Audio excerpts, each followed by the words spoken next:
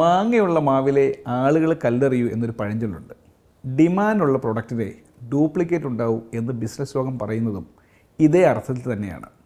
ഈ ഒരു കാര്യം ഏറ്റവും വലിയ സത്യമായി മാറുന്നത് വിൻഡോസ് ഓപ്പറേറ്റിംഗ് സിസ്റ്റത്തിൻ്റെ കാര്യത്തിലാണ്.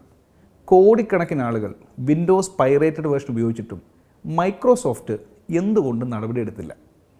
അവരുടെ അതിബുദ്ധിപരമായ ഒരു മാർക്കറ്റിംഗ് തന്ത്രമായിരുന്നു അത്. വിപണി ആദ്യം, പണം പിന്നീട്. അതായിരുന്നു അവരുടെ ലക്ഷ്യം. ഈ പൈറസി ഉള്ളതുകൊണ്ട് തന്നെ ലോകമെമ്പാടുമുള്ള ഒരു തലമുറ കമ്പ്യൂട്ടർ പഠിച്ചത് വിൻഡോസിലായിരുന്നു.